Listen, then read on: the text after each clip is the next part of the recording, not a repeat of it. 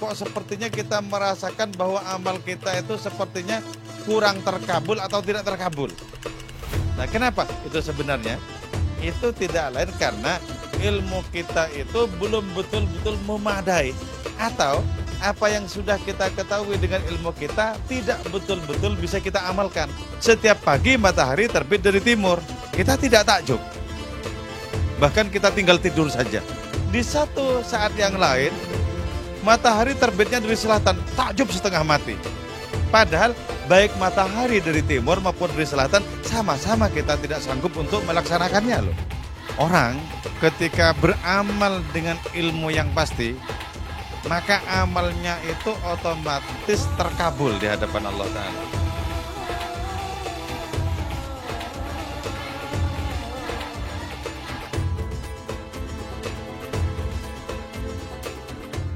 Bismillahirrahmanirrahim. Wa taqwaka, dan ketakwaanmu. Oke ya.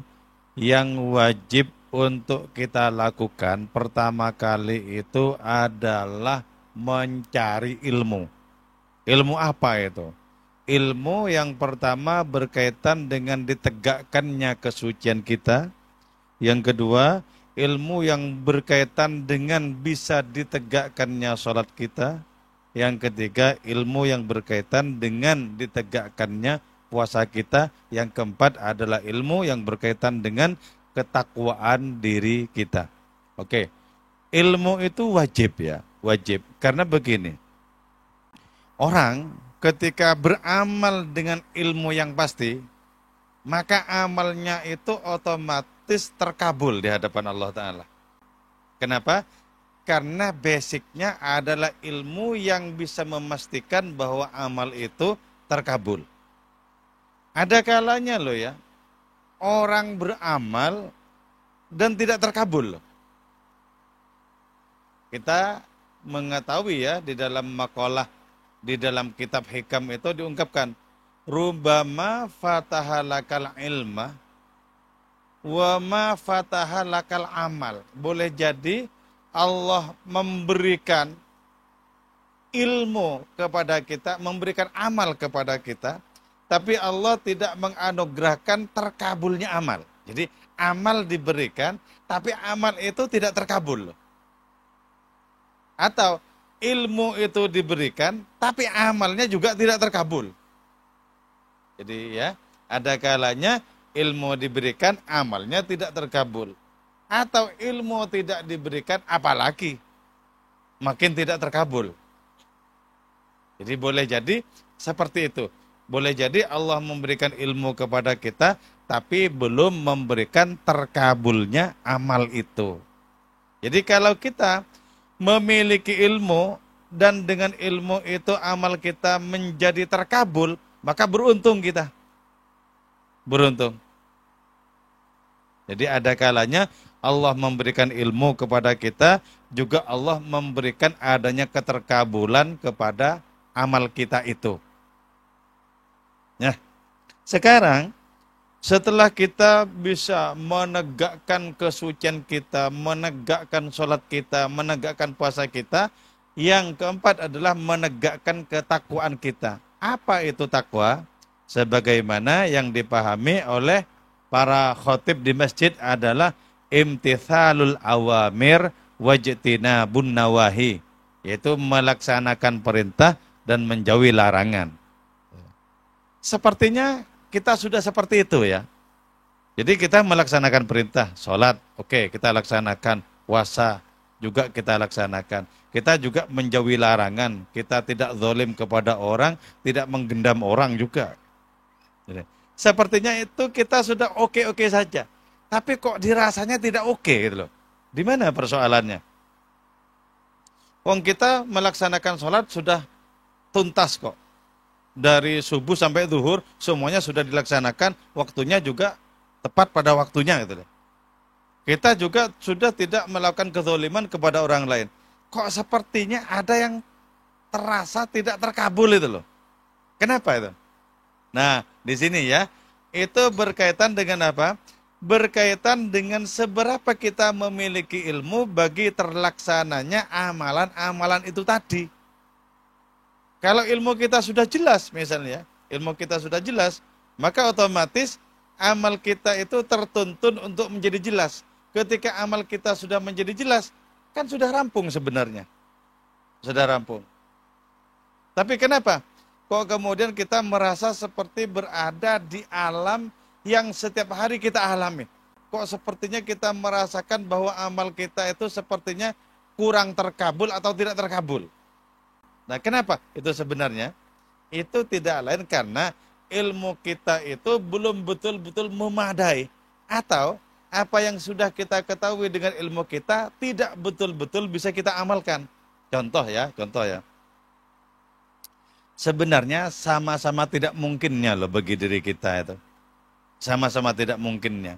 Cuman karena yang satu ini tidak biasa terjadi, maka kita kemudian takjub. Yang satunya lagi biasa terjadi, kita tidak takjub. Padahal kedua-duanya sama-sama tidak bisa kita amalkan. Ya, contoh misalnya ya, setiap pagi matahari terbit dari timur, kita tidak takjub. Bahkan kita tinggal tidur saja. Tidak takjub. Nah, contohnya misalnya, di satu saat yang lain, gitu ya, matahari terbitnya dari selatan, takjub setengah mati. Padahal baik matahari dari timur maupun dari selatan sama-sama kita tidak sanggup untuk melaksanakannya loh.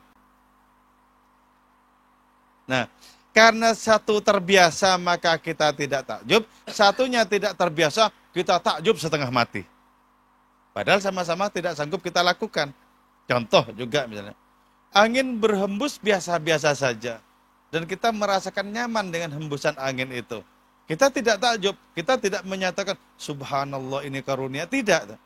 Tapi suatu saat angin itu sedemikian kencangnya berhembus, maka kita mati-mati, ya Allah, ya Allah, ya Allah, subhanallah. Padahal sama-sama kita sanggup kita lakukan loh itu. Kenapa kok itu terjadi? Nah, karena kebiasaan diri kita itu masih dikalahkan oleh adanya hal-hal yang terbiasa itu tadi. Karena terbiasa, maka kita menjadi tidak takjub. Makanya di hadapan para wali, semua yang ada ini sama menakjubkannya, semuanya. Jadi malam begini, sangat menakjubkan bagi para wali itu. Malam angin berhembus kencang atau pelan, sama-sama menakjubkan. Semuanya sama-sama menakjubkan. Kenapa? Karena mereka jelas merasakan tidak bisa apa-apa. Takjub kemudian mereka. Karena itu kita memandang para wali itu seperti apa? Seperti berada di alam yang lain gitu loh. Kalau kita melihat wajahnya, kok sepertinya berada di alam yang lain yang kita tidak merasakan apa yang dia rasakan, kan gitu. Coba kita melihat ya, para wali itu. Itu sepertinya berada di mana itu? Di antah berantah itu. Seperti mengalami sesuatu yang senantiasa baru. Kita sepertinya melihat wajah kita, kok sepertinya biasa-biasa saja ya. Lah di mana letak perbedaannya? Letak perbedaannya adalah satu berada pada ketakjuban yang tak berkesudahan, yang satu lagi sudah bosan dengan apa yang disebut sebagai ketakjuban oleh para wali itu. Itu letak perbedaannya ya. Jadi karena itu begini lantas ya. Kalau di dalam kitab Hikam itu ya, dalam kitab Hikam itu, ada sebenarnya dua kewajiban ya. Dua kewajiban ini menurut para wali semuanya menakjubkan. Menurut kebanyakan kita semuanya biasa-biasa saja. Apa dua kewajiban? Yang pertama adalah hukukun fil awqat yumkinu, yang sangat dimungkinkan mengkodoknya. Yumkinu kodouha ya. Jadi, yang pertama adalah kewajiban di dalam waktu yang mungkin bagi diri kita untuk mengkodok atau menggantinya. Contoh misalnya ya, kalau tadi kita tidak sholat maghrib ya, karena ketiduran misalnya. Maka ketika kita bangun, ya langsung diganti sholat maghrib yang tadi, selesai. Jadi kalau misalnya nanti kita belum sholat, dan nyampe di rumah itu kemudian ngantuknya setengah mati terus tertidur, nah sholat isya-nya kapan? Besok setelah bangun, kan begitu. Itu yumkinu qada'uha. Terus ada juga kewajiban yang tidak bisa diqadha. Apa itu? Itulah kewajiban waktu. Ini perbedaan ya. Antara kewajiban dalam waktu dan kewajiban waktu. Perbedaannya adalah kewajiban dalam waktu adalah kewajiban yang waktunya sudah ditentukan. Yang kalau kita tidak melaksanakannya, itu bisa diganti di waktu yang lain. Oke, itu kewajiban dalam waktu. Nah, ada kewajiban waktu. Kewajiban waktu ini tidak bisa diganti loh. Tidak bisa diganti. Contoh misalnya begini ya. Sekarang kita ngaji di sini. Tiba-tiba di depan, bruk, orang tabrakan. Nah, itu masuk kategori kewajiban waktu. Yang tidak boleh tidak di antara kita harus ada yang menolong. Jangan dibiarkan masih mau dikodok nanti atau kapan. Mati orang itu. Enggak bisa ya. Nah, kalau misalnya ya, kewajiban dalam waktu ini bentrok dengan kewajiban waktu. Mana yang kita dahulukan? Yang kita dahulukan adalah kewajiban waktu. Kenapa? Tidak bisa dikodok. Kita mau Jumatan. Setelah qomat Jumatan, ada tabrakan. Mana yang kita dahulukan? Kalau kita mendahulukan orang tabrakan, hilang Jumatan kita. Kalau kita ke Jumatan, hilang nyawanya orang itu. Mana yang kita dahulukan? Yang kita dahulukan nyawanya orang itu. Kenapa? Jumat masih bisa dikodok dengan duhur nanti. Jadi tidak bisa dikodok kalau kewajiban waktu itu. Nah, kewajiban waktu itu ada 4. Disesuaikan dengan apa yang kita terima. Pertama, disebut sebagai kewajiban waktu ketika kita menerima nikmat. Yang kedua, kewajiban waktu ketika kita menerima bencana. Yang ketiga, kewajiban waktu ketika kita taat. Yang keempat, kewajiban waktu ketika kita maksiat. Nah, kalau semua kewajiban itu kita laksanakan, sesungguhnya mulus jalan kita kepada Allah Ta'ala loh. Contoh ya, ini loh yang seringkali syarat kita itu terlalu ditinggikan itu loh ya. Sesungguhnya kita semua sekarang ini tuh kan dalam kondisi menerima nikmat toh. Tapi kemudian ditinggikan itu loh, takarannya ditinggikan, ukurannya ditinggikan. Aku kalau dapat uang 1 juta tanpa bekerja, itu baru nikmat itu loh. Kalau cuma sehat-sehat begini ini, dikiranya bukan nikmat itu loh. Karena itu kita tidak bersyukur. Jadi ukurannya terlalu tinggi. Karena itu sulit untuk berbahagia. Jadi ukuran tentang kenikmatan itu jangan terlalu tinggi. Biar apa? Biar gampang berbahagia. Kita sehat, senang. Udah kenikmatan luar biasa. Alhamdulillah, alhamdulillah, alhamdulillah. Senang sekali itu. Jadi jangan terlalu tinggi memasang tarif iklan ya. Maksudnya ya memasang standar itu loh, jangan terlalu tinggi. Biar apa? Biar gampang berbahagia. Nah, kalau berada dalam kenikmatan, maka tugas kita apa? Bersyukur kepada Allah. Alhamdulillah, alhamdulillah. Jadi gampang berbahagia, berarti kan? Kita itu senang ya, kalau punya teman yang gampang berbahagia. Kenapa? Kita akan mudah membahagiakannya, kan begitu. Jadi ketemu ya, diajak untuk makan goreng pisang, udah seneng. Seneng. Kita juga ikut seneng. Alhamdulillah, ini sudah bikin seneng ya. Kan seneng sekali gitu. Kalau cuma dikasih kayak gini misalnya, enggak disentuh, enggak diapain, ya, kita akan bertanya-tanya. Ini enggak mau, bagaimana itu. Kenapa? Syaratnya untuk berbahagia terlalu tinggi. Jadi yang serendah-rendahnya. Oke ya, itu yang pertama. Terus yang kedua, ketika kita menerima bencana. Nah, ketika kita menerima bencana, kita menjadi transenden lewat bencana itu. Kenapa? Dengan bencana kita diajari untuk sabar. Bukankah Allah Ta'ala senang kesabaran? Bukankah Allah Ta'ala bersama dengan orang yang sabar? Enggak tanggung-tanggung. Innallaha ma'as-sabirin. Itu. Bersama loh dengan orang yang sabar. Ditemani Allah. Kenapa kok tidak berbahagia wong ditemani Allah? Mestinya sangat berbahagia. Tapi kalau kita ya, disuruh terus-terusan bersabar, bisa stres loh. Ya, bisa stres loh. Pagi-pagi nggak ada sarapan, udah bersabar, Allah senang orang yang sabar. Terus begitu, terus lama-lama stres. Jadi makanya ketika ditanya, mana sesungguhnya yang berbahaya? Daging kambing atau tempe? Katanya kan daging kambing itu membuat kita memiliki darah yang tinggi itu. Tapi ternyata tidak. Kenapa? Yang dikasih tempe setiap saat itu yang tinggi darahnya terus. Yang marah-marah itu.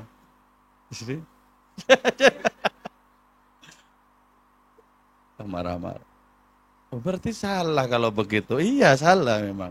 Untuk orang-orang tertentu tidak begitu, malah kebalikannya. Tempe dan tahu itu yang membuat orang darah tinggi. Sementara kambing membuat darah standar.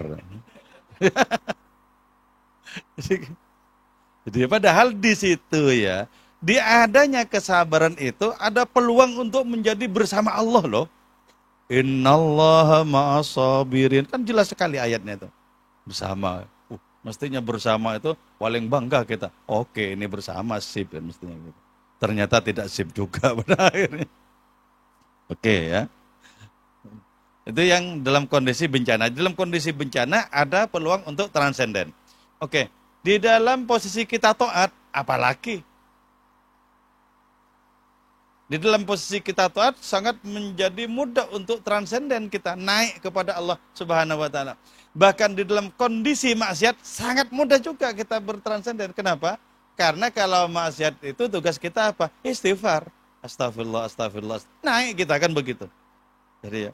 Jadi semua waktu ini, waktu yang 4 ini, yang tidak ada kodoknya, yang tidak ada gantinya, peluang bagi diri kita tidak saja berlari, tapi untuk melesat kepada Allah Ta'ala. Peluangnya melesat loh kepada Allah Ta'ala. Cuman karena kita tidak dikasih oleh Allah Ta'ala untuk merasakannya, kita menjadi seperti biasa-biasa saja, biasa. Padahal tidak biasa loh. Hidup ini spektakuler loh sebenarnya. Spektakuler. Setiap saat kita mestinya kagum kepada Allah Subhanahu wa taala itu. Mestinya loh ya. Mestinya. Kalau kita menjadi kagum seperti itu, maka ibaratnya apa? Kita dilahirkan kembali oleh Allah Ta'ala untuk yang kedua kalinya. Inilah syarat untuk bisa mi'raj ya. Layyalijas sama malam yulad marratain, kata Nabi Isa. Tak mungkin orang itu bisa menembus langit demi langit kalau tidak minimal dilahirkan 2 kali. Harus 2 kali minimal.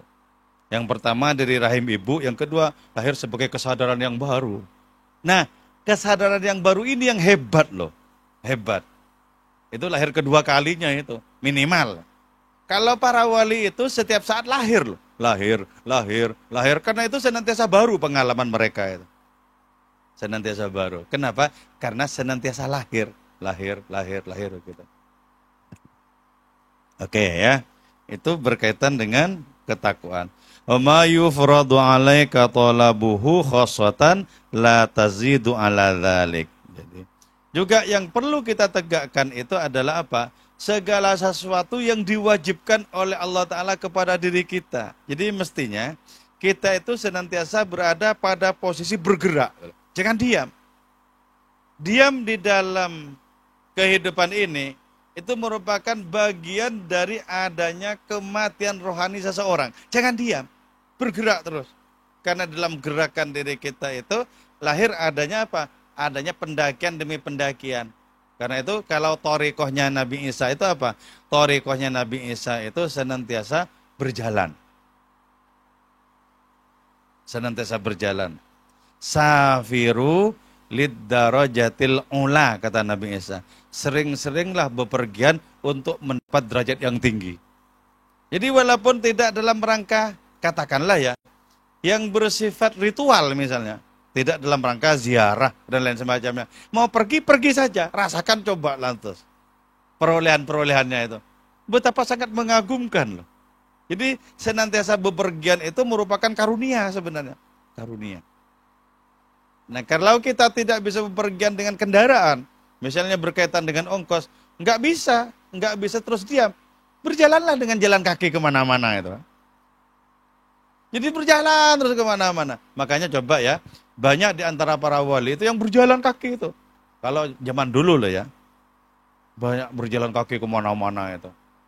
Di Madura itu ya ada orang yang terkenal berjualan, tapi sesungguhnya tidak berjualan ya. Itu Kiai Hasan ya di Batang-Batang. Itu berjualan, tapi sesungguhnya tidak berjualan. Berjualan itu begini, beliau itu membawa kain-kain, membawa baju-baju lah untuk dijual. Kalau tidak mau membeli, tidak punya uang untuk membeli, ngutang juga nggak apa-apa. Gitu. Tapi anehnya, ketika Kiai Hasan itu melewati orang yang ngutang itu ya, itu tidak diampiri itu, dilewati saja dan itu menjauh itu loh. Biar apa? Biar tidak dikira mau nagih itu loh. Jadi bukan didatangi, bisa nggak bayar yang kemarin? Enggak. Itu berjualan tapi sungguhnya tidak berjualan. Jadi itu apa? Untuk tirakat berjalannya kemana-mana itu jalan kaki loh. Jadi wajar kalau kemudian Allah Ta'ala mengangkatnya menjadi sebagai seorang wali, itu wajar sebenarnya. Kenapa? Karena senantiasa menghargai segala sesuatu yang diberikan oleh Allah Ta'ala dalam perjalanan itu. Baik berupa pemandangan atau apapun itu loh. Karena itu kemudian beliau ini bisa menyaksikan sesuatu yang tidak disaksikan oleh orang lain. Contoh begini ya. Ketika beliau berjalan di Batang-Batang itu. Beliau kemudian melihat di tempat yang sesungguhnya tidak ada barang yang dilihat itu. Beliau kemudian bertanya, apakah di sini kelak itu akan dibangun gardu listrik? Gitu ya. Padahal waktu itu ya nggak ada apa-apanya. Tapi itu sudah dilihat jauh-jauh hari oleh Kiai Hasan ini loh. Betul, beberapa tahun kemudian ada juga di situ itu. Nah itu kan berarti apa? Itu karunia dari Allah Ta'ala yang belum diberikan kepada orang lain. Tapi dia sudah bisa melihatnya. Nah coba dengan mata apa kita bisa melihatnya? Kalau tidak dengan mata yang dianugerahkan oleh Allah Ta'ala kepada diri kita. Gak bisa ya. Jadi modelnya seperti itu. Makanya saya katakan bahwa dunia kehidupan para wali itu senantiasa dunia baru. Baru terus. Baru terus. Dan banyak di antara yang baru-baru yang mereka lihat itu, kalau diceritakan kepada orang lain tidak ditanggapi. Tidak ditanggapi. Kenapa tidak ditanggapi? Karena nggak masuk akal. Ukuran mereka yang dianggap waras itu kan masuk akal atau tidak. Kalau enggak, ya enggak usah didengerin saja. Itu sejenis orang gila. Karena tidak masuk akal itu tadi. Oke ya.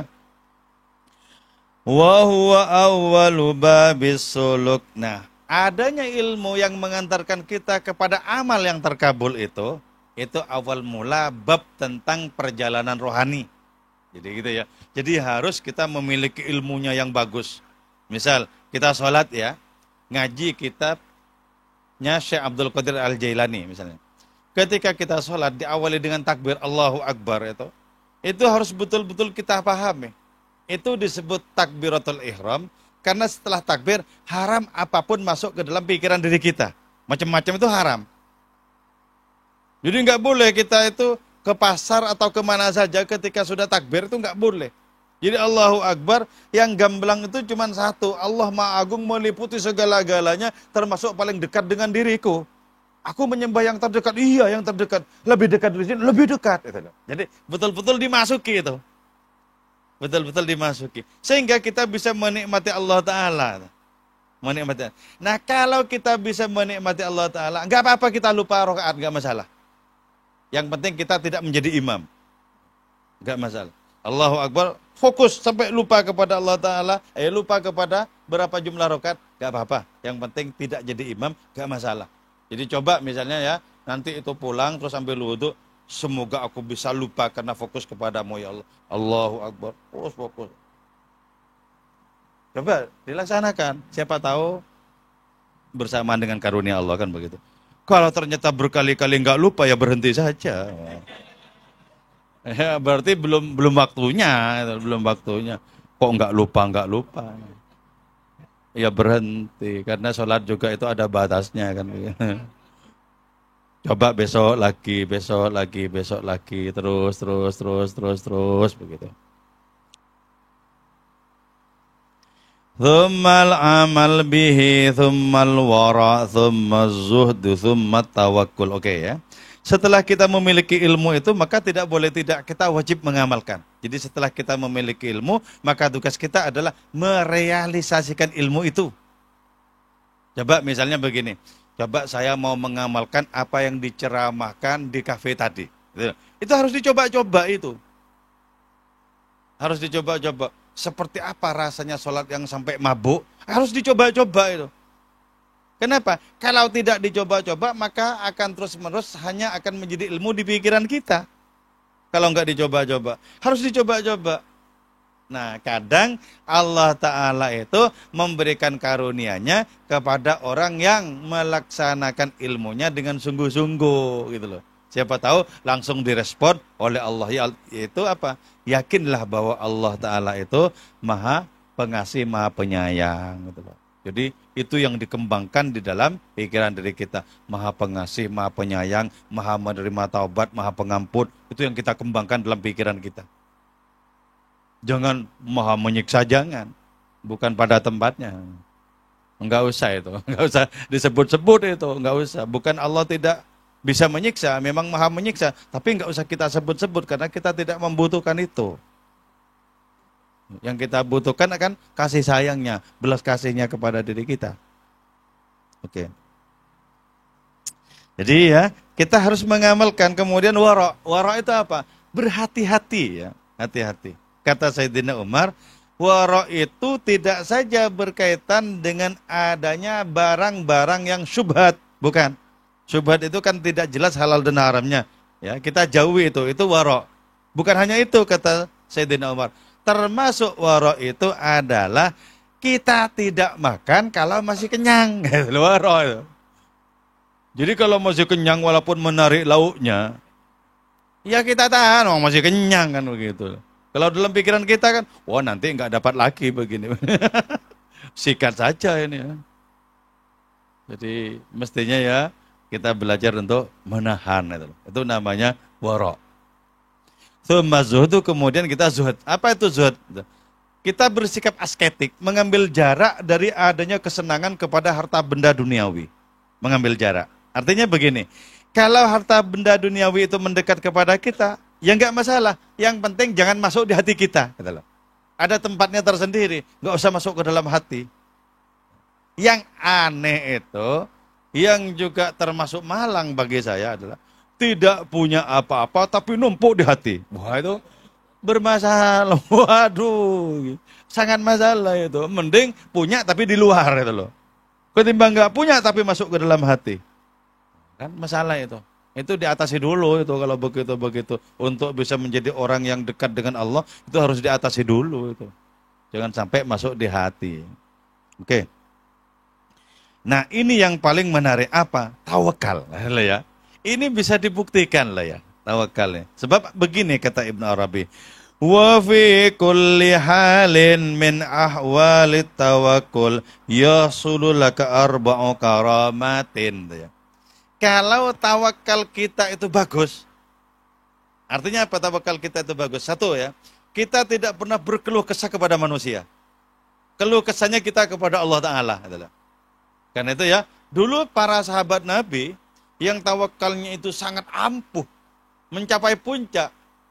Tentang mereka Allah berfirman, yahsabuhumul jahilu aghniya minat ta'afuf. Orang yang bodoh menyangka mereka itu kaya. Kenapa? Ta'afuf, mereka menjaga harga diri mereka. Jadi tidak berkeluh kesah kepada umat manusia. Walaupun secara fikih ya nggak apa-apa berkeluh kesah kepada manusia. Tapi secara ketauhidan, secara ketasawufan itu masalah kita berkeluh kesah kepada manusia itu. Kenapa? Karena Allah tempat kita berkeluh kesah. Kok berkeluh kesahnya kepada manusia? Nah, gitu loh. Nah, kalau sampai bagus bab tentang adanya tawakal ini ya, yang fokus kepada Allah Ta'ala, yang jelas kita paham bahwa sesungguhnya Allah Ta'ala itu sangat kuasa untuk menjadikan kita kaya. Kan sangat kuasa toh? Yakin apa enggak? Sangat kuasa. Kalau terlalu lama bisa enggak yakin loh. Maksudnya terlalu lama menderita itu bisa enggak yakin loh. Iya apa enggak? Soalnya enggak pernah tahu rasanya sih. Bisa enggak begitu yakin. Sesungguhnya Allah Ta'ala maha kuasa ya untuk menjadikan diri kita itu kaya. Sangat berkuasa. Dan tidak sulit kok bagi Allah Ta'ala hal seperti itu. Tapi kok sekian lama kita itu seperti tidak mengalami kemajuan apapun itu loh. Sehingga untuk menjadi yakin, nggak ada buktinya. Dan karena itu bermasalah ketika mau yakin itu. Nah, itu terus kita lewati itu. Harus fokus tetap yakin. Allah Ta'ala maha berkuasa kalau mau menjadikan kita itu kaya. Sekaligus juga Allah Ta'ala maha berkuasa kalau mau menjadikan kita itu miskin atau pas-pasan. Sama-sama maha kuasanya. Tapi kita fokus kepada Allah Ta'ala. Kita melewati kegetiran seperti ini. Kita lewati kegetiran seperti itu. Kita lewati. Nah, kalau sampai tawakalnya itu bagus, maka 4 perkara akan menjadi kenyataan. Tapi saya kira belum tentu yakin loh kalian. Ketika 4 perkara menjadi kenyataan itu, nanti mungkin apa iya apa enggak, apa iya apa enggak. Satu, soalnya begini ya. Ini berkaitan dengan hal-hal yang tidak biasa kita temukan di dalam hidup kita loh. Apa yang 4 itu? Yang pertama adalah bahwa toyul ardi, melipat bumi. Mustahil ya? Mustahil apa enggak? Melipat bumi, berada di sini, kemudian set berada di sana, set berada di sana. Seperti yang dialami oleh para wali itu. Itu dari mana itu? Dari adanya tawakal mereka yang sudah top di hadapan Allah Ta'ala. Itu loh. Karena itu ya, mereka itu bisa bermuamalah dengan orang lain, tapi tidak pernah berkeluh kesah. Keluh kesahnya mutlak hanya kepada Allah Ta'ala. Hanya kepada Allah kalau mau berkeluh kesah itu. Jadi yang pertama itu to'yul ardi, melipat bumi. Jadi diberi kecepatan oleh Allah Ta'ala melebihi biasanya itu. Serat gitu. Makanya begini ya, di suatu hari ya, Kiai Khalil Bangkalan itu kedatangan seorang tamu yang tidak dikenal sebelumnya. Si tamu itu compang-camping, ingusnya kemana-mana itu. Jadi nggak bener lah ya, ingusnya kemana-mana itu. Kalau kita kan diginiin, itu nggak ingusnya kemana-mana tetap aja. Padahal di rumahnya Kiai Khalil itu para kiai yang ada di situ. Ketika datang tamu itu dikasih kopi sama Kiai Khalil, monggo, kasih kopi diminum nggak dihabisin terus pergi gitu loh. Nah, Kiai Khalil menanyakan kepada para kiai di situ, ada enggak yang mau minum sisanya? Enggak ada yang mau loh. Enggak ada yang mau. Kenapa? Ngelihat ingusnya itu. Kan? Enggak ada yang mau. Terus setelah tidak ada yang mau, Kiai Khalil kemudian minum sendiri. Ya udah, saya saja yang minum kalau enggak ada yang mau katanya. Diminum sama Kiai Khalil. Sisa orang yang ingusan kemana-mana itu.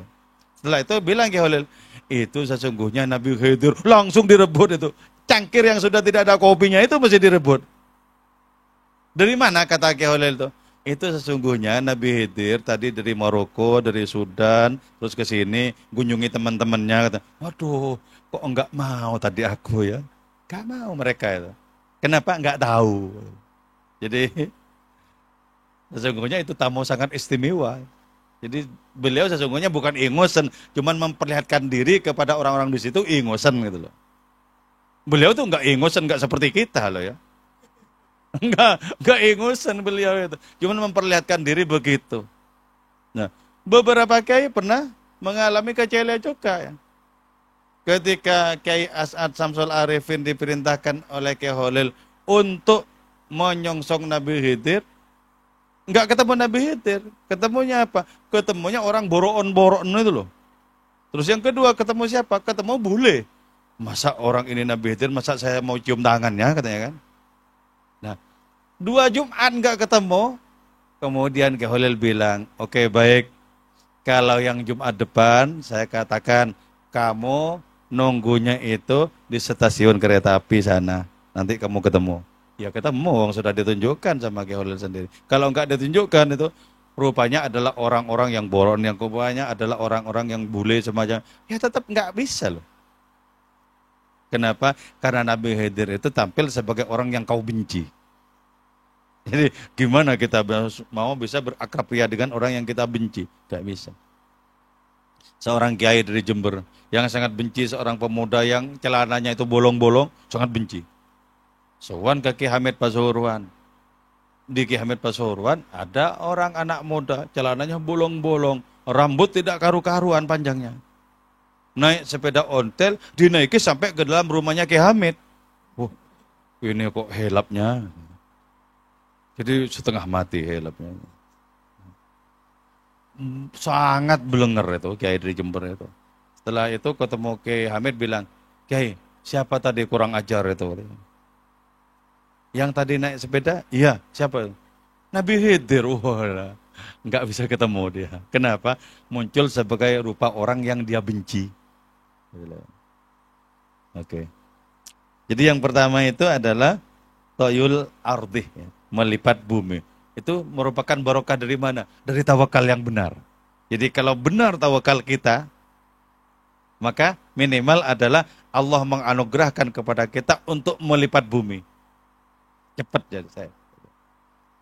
Terus yang kedua,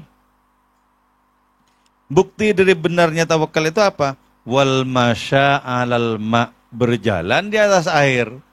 Apa yang bagi diri kita itu mustahil, bagi Allah sangat mudah loh. Kan sangat mudah. Kalau Allah menghendaki kita berjalan di atas air, sangat mudah kok. Sangat mudah. Tapi pikiran kita itu yang mati-matian mengatakan itu mustahil itu. Mustahil itu. Kalaupun jadi tapi bukan kita itu. Jadi sepertinya begitu. Sehingga untuk disandarkan kepada diri kita, nggak bisa kalau itu tidak mustahil. Pasti mustahil.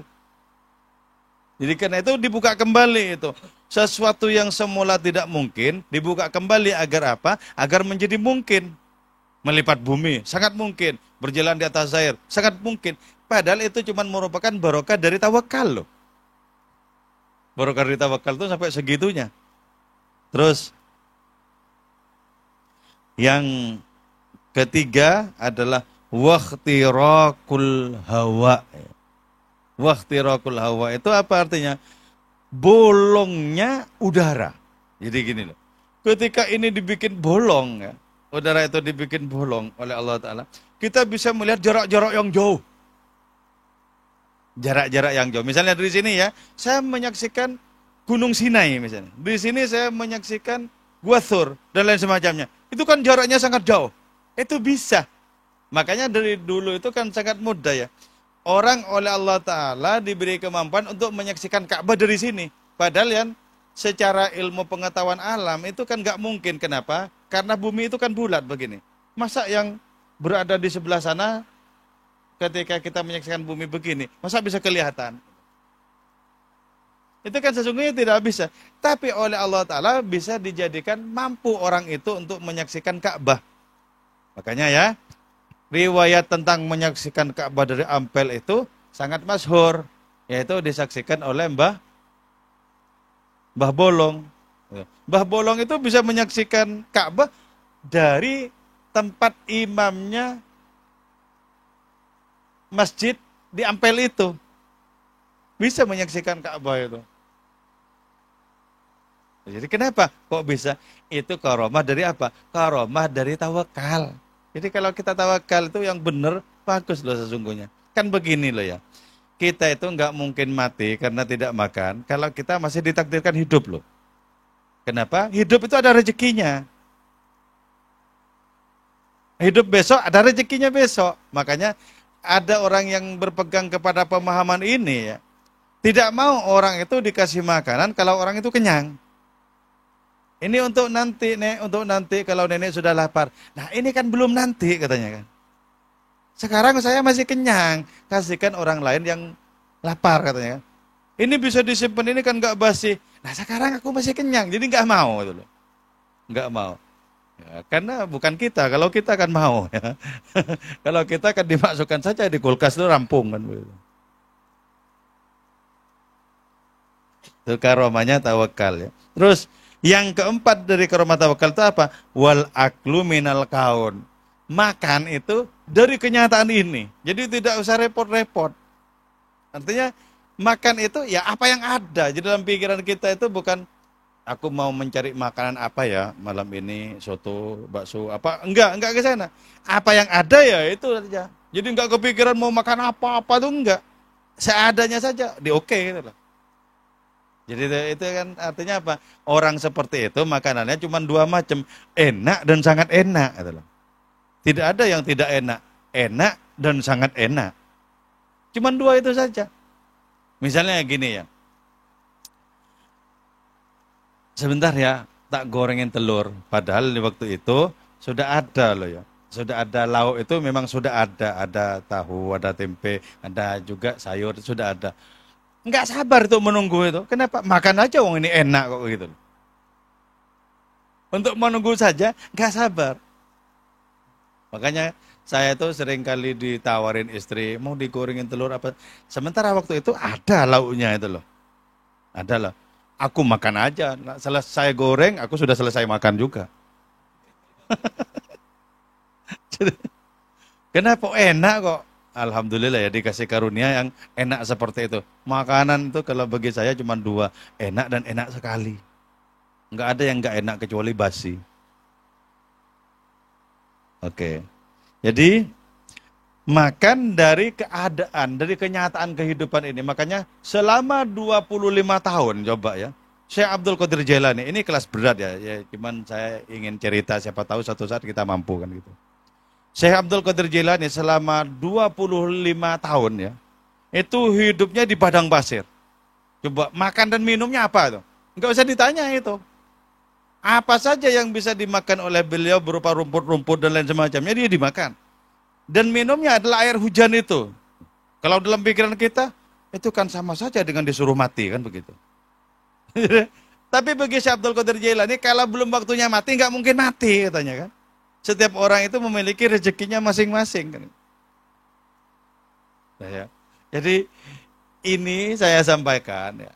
Siapa tahu suatu saat kita dianugerahi pengalaman begitu. Jadi sudah ada ilmunya kan begitu. Kalau nanti ya kan sudah ada ilmunya, tinggal diterapkan saja Bismillahirrahmanirrahim. Tapi kalau tidak sampai ke sana ya nggak apa-apa, malah bagus juga. Terserah mana yang mau dipilih ya.